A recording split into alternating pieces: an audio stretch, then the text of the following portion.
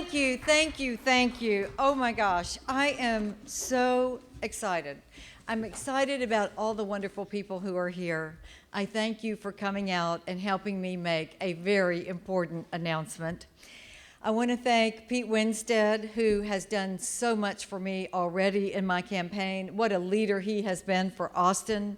Kenny Jastro, one of my finance chairmen, who has done a fabulous job, and what he has done for our state and for the University of Texas. Bud Shivers, my wonderful treasurer, who stepped in when nobody else was there. Yours was the first name on the line, and I will never forget that. I appreciate you so much. Dick Army, our leader, Dick Army was saying that he heard someone once say that he wanted to be paid for what he knew, not who he knew. And Dick Army said, Riley, well, I was a professor and I was paid for what I knew, and I was in poverty. So Dick, I think, is the fountain of wisdom, and I so appreciate him. And Congressman John Carter, a great leader. He's in the leadership in the United States Congress and a wonderful friend to be here for me. He has a great future as well. Joe and Teresa Long, I saw you earlier today. Thank you for all you're doing for me on our finance committee. My college roommate, Mary Abel, here, and I appreciate you. And Catherine Armstrong, thank you. And Rayford Price, our former House Speaker, thank you for being here. I may not see everybody, but I just am so overwhelmed with the support that I have in this room. And of course, how could I be any more touched than to be at my own alma mater, where I have to say, I got the education and I got so much from going to the University of Texas that I knew I had to try to pay it back.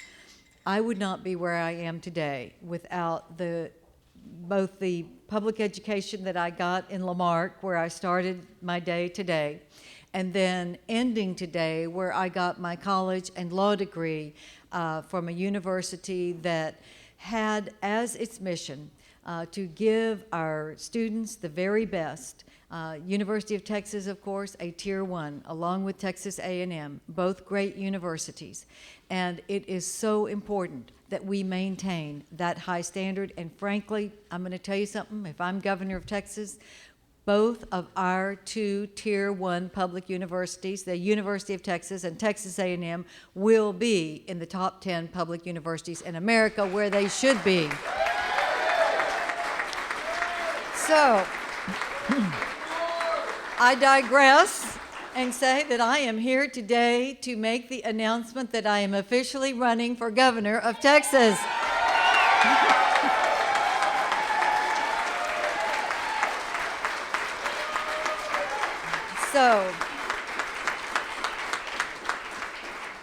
And it is with humility for history that I make this announcement today, because Texas is like no place else.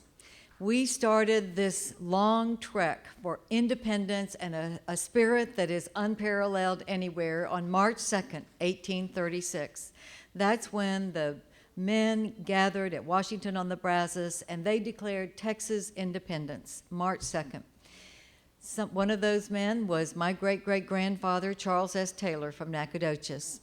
Those great men signed their names on the line, and they risked their lives to do it.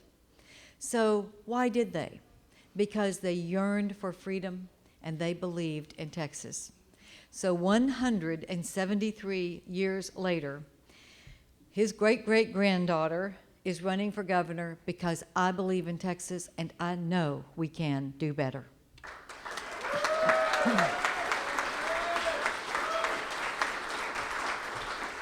I will start by saying this about Rick Perry. He is a dedicated public servant, and I know he loves Texas. But Rick Perry is trying to stay too long. 14 years is too long. After 10 years of Governor Perry being in office, where are we? Property taxes, highest in the country. State debt, doubled. Tuition, skyrocketing. Dropout rates, among the highest. Uninsured children, leading the nation. Private property rights at risk. 10 years is enough. We can do better. In my administration, we will tackle these challenges. We will be specific and direct. We will lay out a clear, conservative vision for the future of Texas.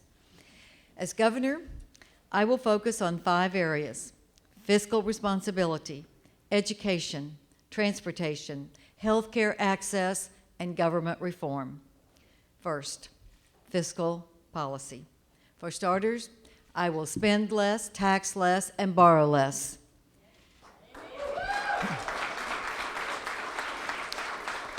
Let's start with Governor Perry's new tax on business. It's been called a job killer. More than 200,000 Texans have lost their jobs just this year.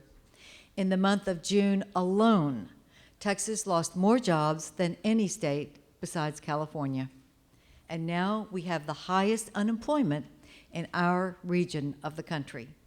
The governor said he was proud to sign this record tax increase.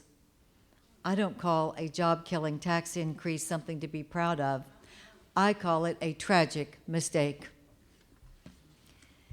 Texas has had an increase in taxes and an increase in big government. Over the last 10 years, Texas has added 30,000 new workers to the state payroll. And to make a political point, we turned down $500 million federal dollars, sacrificed it to other states, and now we're borrowing 3 times that much and sticking Texas business with the tab. That's not conservative, that's irresponsible.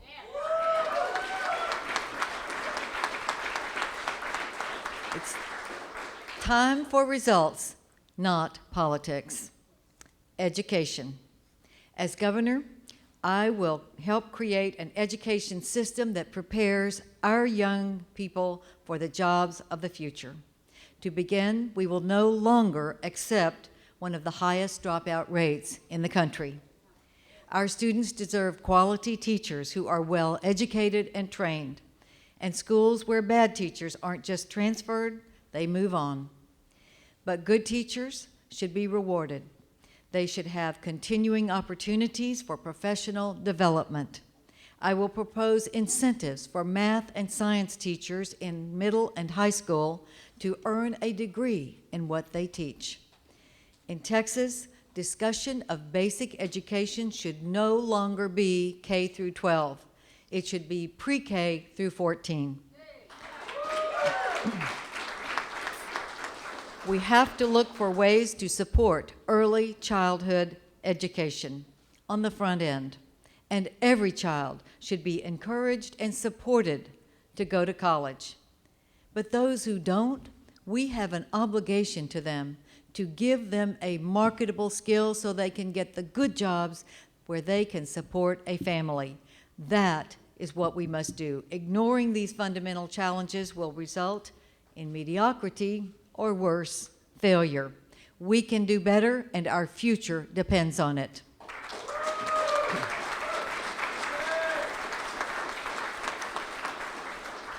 Transportation. TxDOT is the most arrogant agency in the history of Texas. I will reform and expand the commission. It should be more representative of more areas of the state, and it should seek and embrace local input. It is time to return to our tradition of free, quality highways and roads in our state.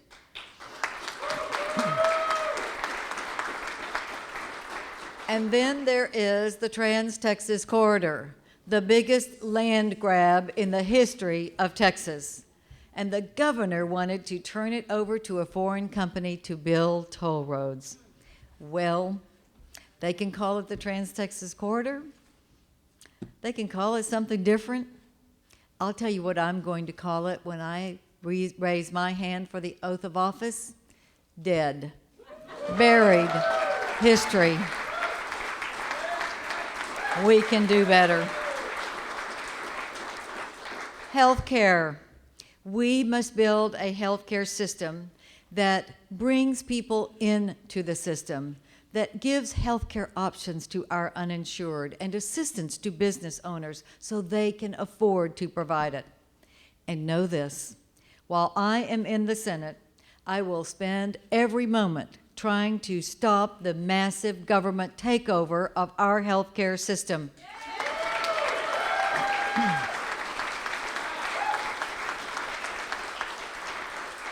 If you want to know what healthcare is going to look like in Texas when I'm governor, think the opposite of what is going through Congress today. We will offer carrots and not sticks. We will offer help, not fines. Government reform. There's another reality in Texas. Too often, our state is doing what it shouldn't and not doing what it should. When we have systemic abuse in the Texas Youth Commission, fight clubs in our state schools for the disabled, the last thing we need is government mandating vaccines for sixth grade girls or playing politics with a great university like Texas A&M.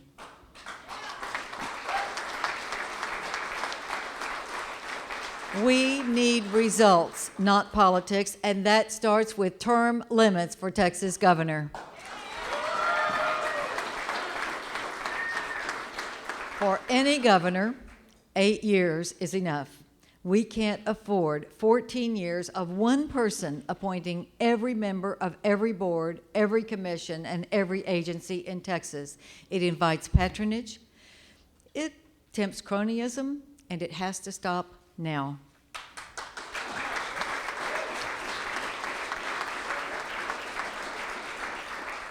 As governor, I will give our agencies a top-to-bottom scrubbing, which has not been done in 10 years. I will appoint a Commission 2025, respected educators, business, agricultural representatives, community leaders, elected officials, to look at Texas state governance. We should decide now for our future what should be kept, what should be changed, what should go. And finally, I want to talk to every Republican. For the last decade, for the 10 years of Governor Perry, the Republican Party in Texas has been shrinking. We're losing elections that we have won. In Austin, we have gone from 88 to 76 in the Texas House of Representatives, 2 away from losing it. As Republicans, we can continue down this road. We can continue to shrink our majorities. Or we can inspire, we can unite, and we can grow our party. We can rebuild it from the bottom up and reach out to Texans and say, if you believe in smaller government, limited government, lower taxes, more self-determination, if you believe in that, come and join us. Let's build our party. Let's be worthy of governing this great state. That's what I want the Republican Party to represent, and if I am at the top of the ticket in 2010, that's what we will do. We will be worthy to govern Texas.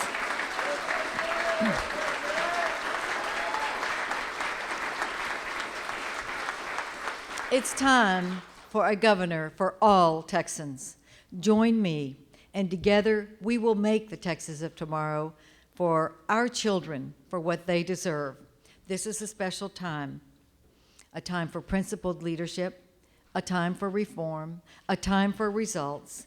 This is a time when we can take the next step for our state, that we can do better, that we will address the issues head on, that we will not tread water, we will not stand for mediocrity. We must build our state for the future. We are not doing it today, and that's why I am running for governor of Texas. I can do more in Texas than I can do in Washington, and this is where I want to be, to make Texas what it can be for our children. We have grown up. Look at this university that we have. We've grown up with the best. Our forefathers and mothers sacrificed to make sure that we would have a Tier 1 education at the University of Texas. We must give that opportunity to our children, and that is what I will promise you if I am governor of Texas, and we can do no less. Help me, and we will do it for our children and grandchildren. We will not let them down. Thank you very much. Thank you for being here, and thank you for helping me. Thank you. Thank you. Thank you.